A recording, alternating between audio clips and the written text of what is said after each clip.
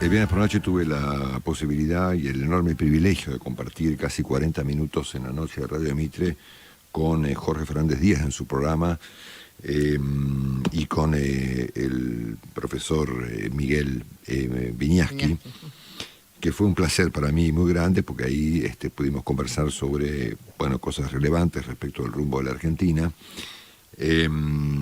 Y quisiera en este momento presentarles una suerte de borrador de lo que hemos conversado el día viernes y de lo que yo estoy viendo en este momento, y seguramente en la semana tendremos tiempo de presentarlo de manera más redonda.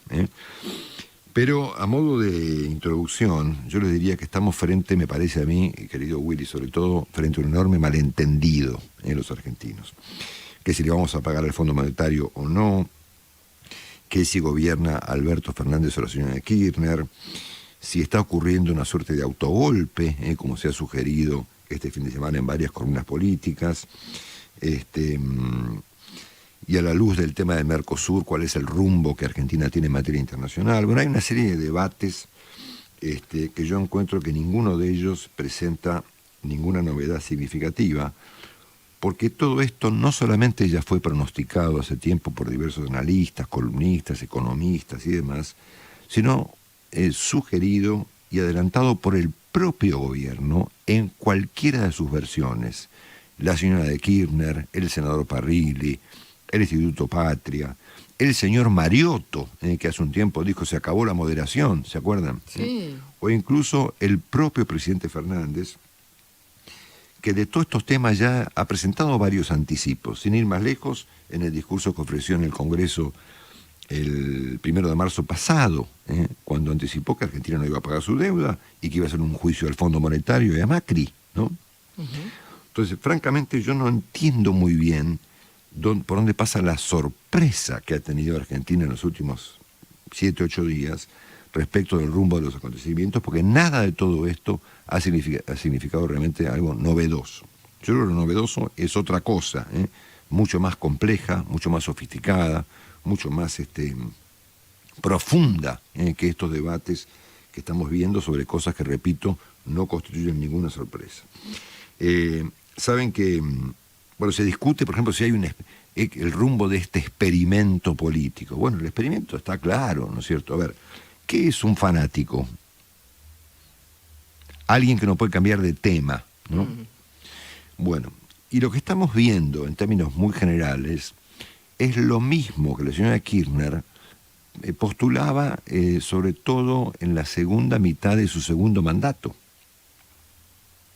A ver, el famoso pacto de Argentina con Irán fue el resultado de una conjetura delirante construida en su momento por el presidente Chávez respecto de que el mundo estaba cambiando radicalmente y que el eje del futuro polo mundial de no sé qué eran Venezuela, Irán y Rusia, ¿no es cierto?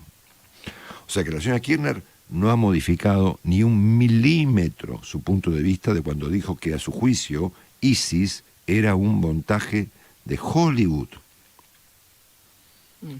y que Obama había violado los derechos humanos de Osama Bin Laden.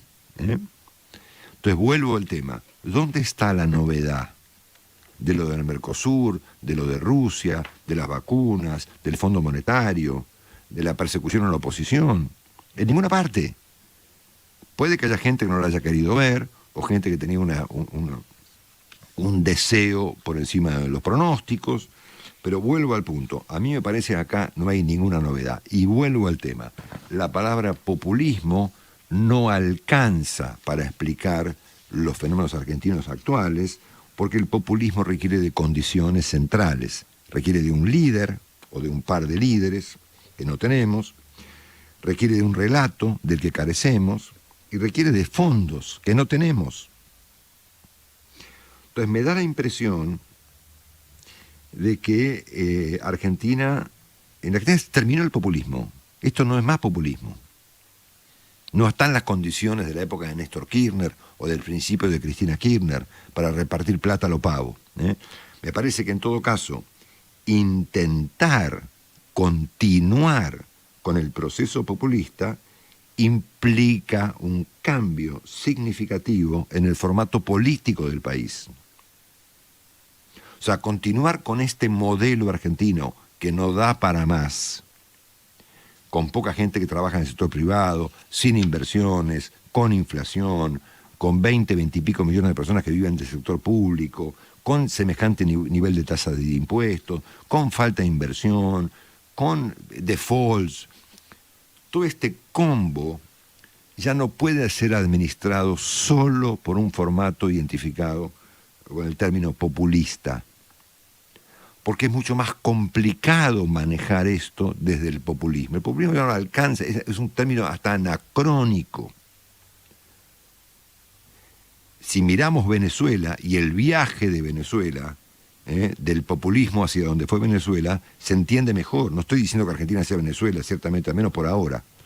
Pero miremos ese proceso, miremos ese viaje, ¿no es cierto?, de cómo una democracia se vuelve populista y de cómo el populismo te lleva casi poco menos que necesariamente a un formato explicado por esta palabra que está tan vigente hoy en día y que la puso en la agenda mundial como corresponde el presidente Biden, que es la palabra autocracia, ¿no es cierto?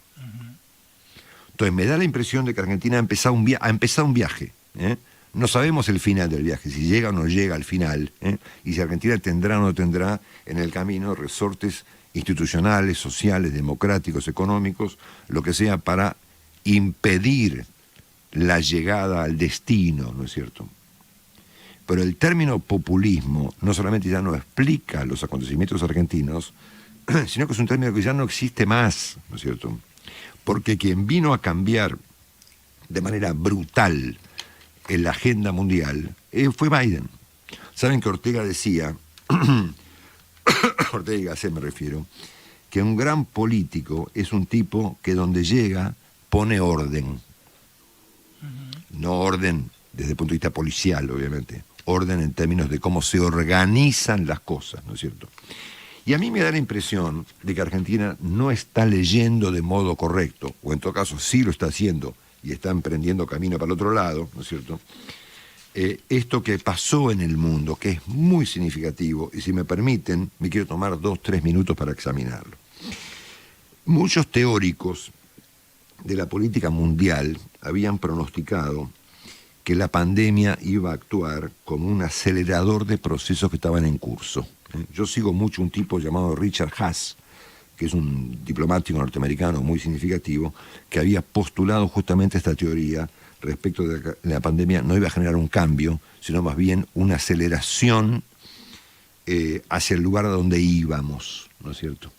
Que eso es lo contrario de un cambio, es decir, mira, vamos a Mar del Plata a 120, pues ahora vamos a Mar del Plata a 240. Eso no es un cambio, es lo contrario de un cambio, ¿no es cierto? Es la profundización, la ratificación del rumbo.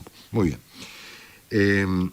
Pero en el medio de esta historia, cuando todos creímos que estos postulados, por ejemplo el de Haas, era un postulado correcto, ocurrió un episodio dramáticamente disruptivo a nivel mundial, cuya dimensión no está siendo calibrada de modo correcto y, como todo fenómeno disruptivo, es muy potente por su carácter disruptivo, ¿no es cierto? Y ese fenómeno fue que perdió Trump y que ganó Biden. Y eso no es un fenómeno menor, solo electoral, es un fenómeno global muy importante por lo disruptivo y por lo que significa desde el punto de vista del cambio de la agenda mundial. Y Argentina, que yo sepa, no está en Júpiter todavía, sigue estando en la Tierra, ¿no es cierto? Bueno. El mundo, ¿cómo venía? Y venía con el populismo. El mundo venía con el populismo, con las teorías conspirativas, con la xenofobia, con los nacionalismos extremos, con la falta de acuerdos multilaterales, inclusive para manejar la pandemia, con una inmoral convivencia entre las potencias como Estados Unidos y los rusos y Corea del Norte y no sé cuántas cosas. Y el mundo se dividió en ese momento, a partir de la era Trump, entre populistas y antipopulistas. Eso pasó no solo en la Argentina, sino que ocurrió en gran parte del mundo. El mundo empezó a tener esta división binaria entre populistas y antipopulistas, como ocurrió en su momento con las izquierdas y las derechas, o con los que estaban con Estados Unidos, estaban con Rusia, o con tantas divisiones que ocurrieron a lo largo de la historia reciente para explicar la organización del mundo. Populistas y antipopulistas. Este era el formato de la era Trump, ¿no es cierto? Bueno, llegó Biden, y Biden ha planteado que el mundo debe organizarse alrededor de otro conflicto, que no es más el conflicto de populismos y no populismos, porque ya populismo no hay más. Quedará algún intento que fracasará pronto, ¿no es cierto? Porque el mundo se quedó sin guita para hacer populismo, no hay más plata para financiar el populismo. Hay que conseguir la plata de otra manera, probablemente por las malas, ¿no es cierto? No por las buenas, ¿no es cierto? Defolteando, con impuestazos, y vayan a saber con qué, ¿no es cierto? Cuando la señora Kirchner postula el otro día que hay que enfrentar el fenómeno del bimonetarismo, ¿qué está queriendo decir? Signo de pregunta, ¿no es cierto? Bueno, muy bien. Entonces, me parece que como todo gran político, siguiendo la tesis de Ortega, Biden ha organizado el mundo de otra manera y ha dejado atrás esta discusión entre populistas y antipopulistas para colocar en el centro de la escena mundial el conflicto democracias contra autocracias. Si miramos los comentarios del presidente Biden desde una cumbre que ocurrió en Múnich hace un par de semanas en materia de seguridad mundial, hasta la conferencia de prensa del jueves pasado, incluyendo el hecho de que invitó a su asunción como presidente al representante de Juan Guaidó, estamos claros respecto de que el mundo, según Biden, ha cambiado de conflicto, y que este conflicto entre populismo y antipopulismo está perimido, y lo que viene es otra cosa. Y me parece que Argentina, consagrado, digamos, con estos últimos acontecimientos, digamos, de la partida del Grupo de Lima hasta este fin de semana, no está calibrando de manera correcta esto que el mundo civilizado está proponiendo. ¿Esto explica que tengamos vacunas rusas? Seguramente. ¿Esto explica que no tengamos vacuna de Pfizer? Seguramente.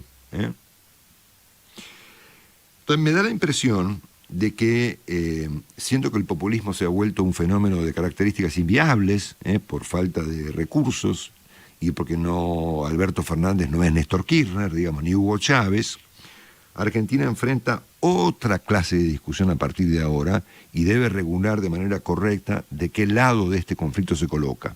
Entonces me parece que este es el problema que hoy enfrenta la Argentina. Todo lo demás es viejo. El populismo es viejo, si le pagamos al fondo no es viejo, porque no le vamos a pagar nada al Fondo Monetario, que la señora Kirchner ya explicó que los intereses nacionales eran con Rusia, ya lo dijo, ¿no es cierto? O sea, no hay nada nuevo acá, ¿no es cierto? Cuando el Mercosur plantea que hay que abrirse, el presidente Fernández se lo toma como una cuestión personal y se ofende, ¿no? Entonces, a mí me da la impresión de que este formato de país que ha creado Argentina en los últimos 20, 30, 20 años, por lo menos, ya no puede ser administrado por un formato solo populista. Requiere de otros engranajes, de otras herramientas, de otros formatos, de otros comportamientos, de otros personajes. Y de esto se trata lo que está crujiendo hoy en Argentina. ¿De qué lado de esta organización del mundo se pone el país? ¿Se pone con las democracias o se pone con las autocracias? ¿Se convierte en una autocracia o ratifica su vocación democrática? Esta es la verdadera discusión. El resto que hemos visto estos días es un gran malentendido.